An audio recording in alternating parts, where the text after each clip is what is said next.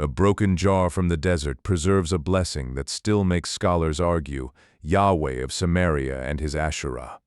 Another inscription from a tomb in Judah seems to point in the same direction.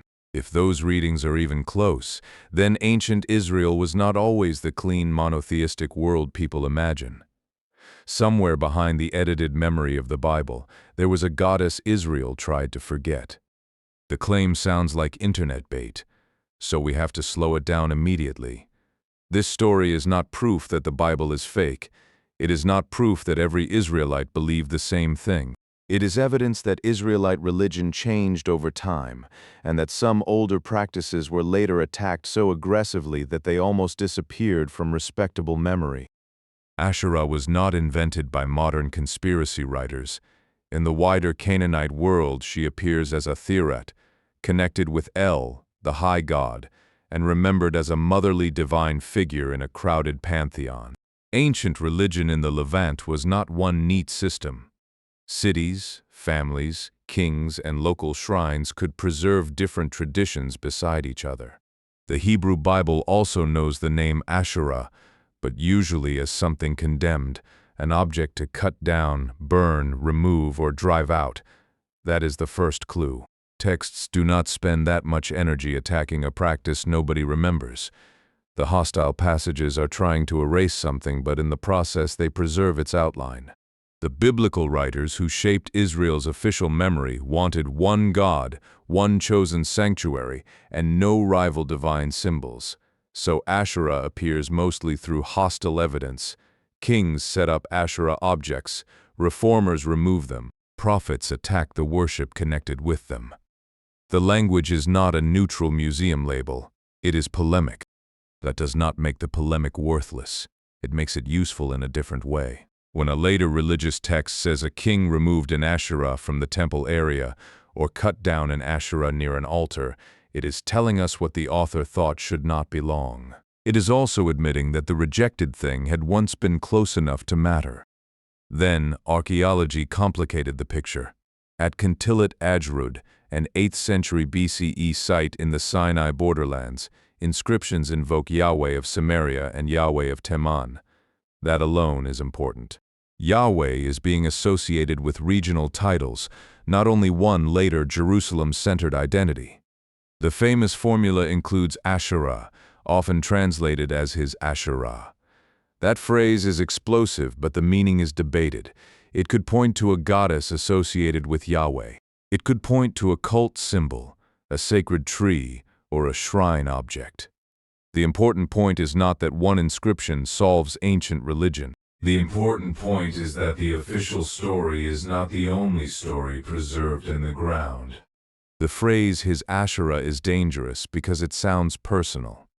It makes a viewer imagine a divine wife standing beside Israel's God.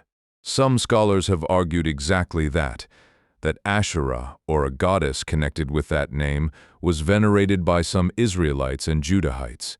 Other scholars push back. They argue that the inscription may refer to an object belonging to Yahweh, not a spouse. This is why the best version of the story is not a cheap gotcha. Ancient religious symbols were not always either object or deity in the modern sense. A sacred pole could represent divine presence. A goddess name could attach to a cult symbol. A blessing formula could preserve older language after theology had already shifted. The uncertainty is part of the evidence. Khirbet el-Qom, a tomb site west of Hebron, adds another uneasy clue. An inscription there appears to ask Yahweh and his Asherah for protection. Again, scholars debate the exact reading and meaning, but the setting matters. This is not a royal theology textbook. It is a protective blessing at the edge of death. Tombs and houses often preserve religion differently from official monuments. They show fear, grief, fertility hopes, family protection, and the practical side of worship. A person facing death may not care whether their formula matches what later scribes would approve.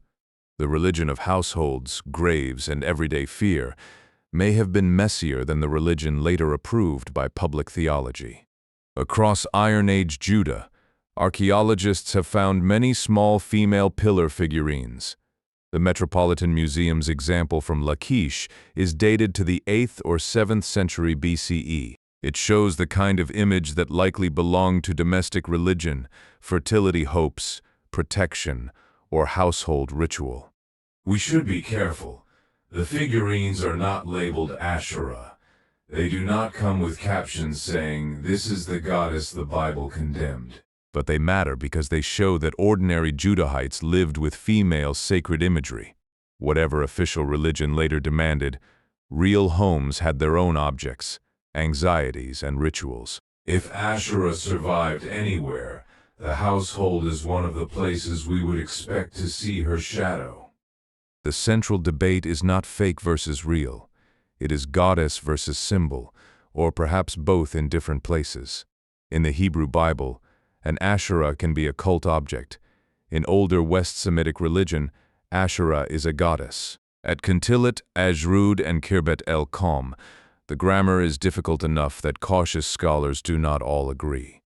But caution should not flatten the evidence. Ancient religion often joined object, place, name, and divine presence in ways modern categories separate too neatly. A sacred tree could be an object. It could also be a sign of a goddess. A shrine symbol could be condemned later as if it were a rival power. The question is not whether every clue means the same thing. The question is why so many clues point toward the same erased zone. As Jerusalem's priestly and scribal traditions became stronger, local shrines and household rituals became a problem. The story of reform is told as purification. Remove high places, smash pillars, cut down Asherah. But from another angle, it is a memory war.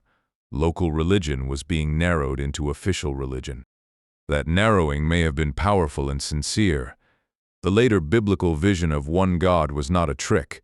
It became one of the most influential ideas in human history. But new clarity often comes with edited memory. Practices that once helped families imagine protection, fertility, and divine nearness were recoded as betrayal. The goddess did not simply vanish. She was made into evidence of what faithful Israel was supposed to reject. So did ancient Israel worship a goddess beside Yahweh. Some Israelites probably did worship Asherah, or at least honored an Asherah symbol linked to Yahweh.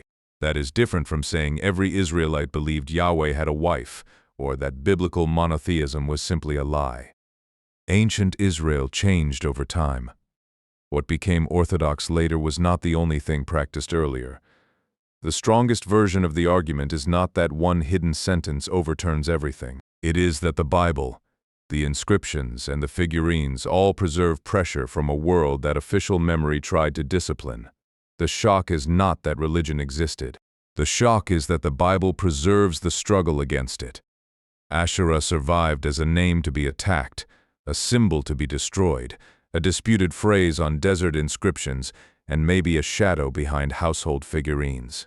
That is why the story is powerful. The forgotten goddess was not completely erased. She was preserved by the very people who wanted her gone, and by the broken things they never controlled. A jar, a tomb, a figurine, a memory buried in dust. The official story says Israel left the goddess behind. Archaeology suggests the leaving was not clean. It was a struggle, and the struggle left fingerprints.